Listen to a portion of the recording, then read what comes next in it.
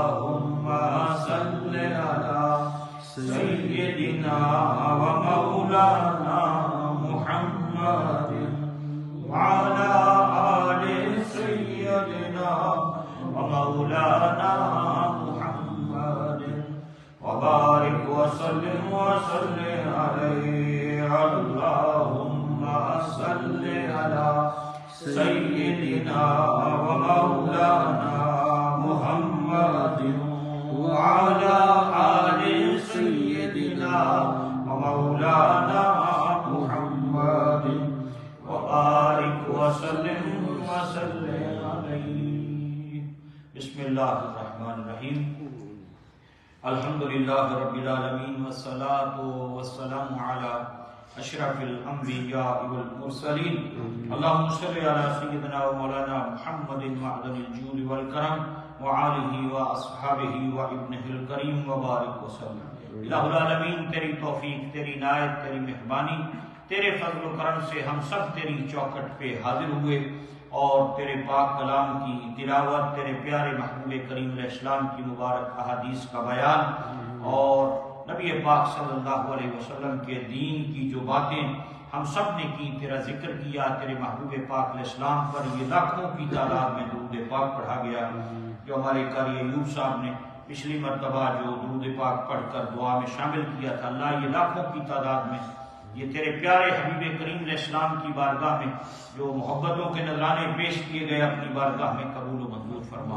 اللہ اپنی شان کے لائق ان اعمال صالحہ پر اور درود پاک کے پڑھنے پر اپنی شان کے لائق اجر و ثواب عطا فرما.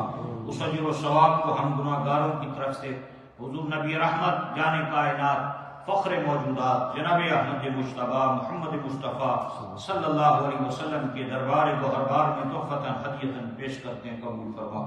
آپ صلی اللہ علیہ وسلم کے وسیلہ جلیلہ سے تمامی انبیاء و مرسلین علیہ السلام، تمام صحابہ کرام، خلفائے راشدین، امہات المومنین، اہل بیت اطہار، پنجتن پاک، شہدائے بدر، احد و کربلا، حنین، جملہ شہیدان کرام، تمام سلاسل کے بزرگان دین، حضور کریم علیہ السلام کی امت کے تمام محدثین، علماء اور نبی پاک صلی اللہ علیہ وسلم کے والدین کریمین طیبین طاہرین، میرے آقا کریم علیہ السلام کے صاحبزادے صاحبزادیاں اور حضور پاک علیہ السلام کی امت کے تمام امت کے سلاسل کے اولیاء کاملین کی بارگاہوں میں، اور بالخصوص امام الاولیاء سیدنا شیخ عبدالقادر جیلانی رضی اللہ تعالیٰ عنہ، حضرت سلطان العارفین صفی سلطان باہو سرکار رضی اللہ تعالیٰ عنہ، اور ساتھ سلطان الفقراء کی ارواح مقدسہ کو، تمام مومنین مومنات مسلمین مسلمات کی ارواح کو اس ثواب سے بہرمند فرما. اور اللہ کریم بالخصوص یہ ہمارے جتنے بھی دوست احباب ساتھی نمازی مائیں بہنیں بچے بوڑھے جوان جو ریگولر محبت کے ساتھ درود پاک کا نذرانہ بارگاہ رسالت مآب صلی اللہ علیہ وسلم میں پیش کرتے ہیں، اللہ کریم ان کے تمام مرحومین کو اور بالخصوص جن کے میں نے نام لیے ان سب کو اس ثواب سے بہرمند فرما اور ان سب کو جنت الفردوس میں اعلیٰ مقام عطا فرما.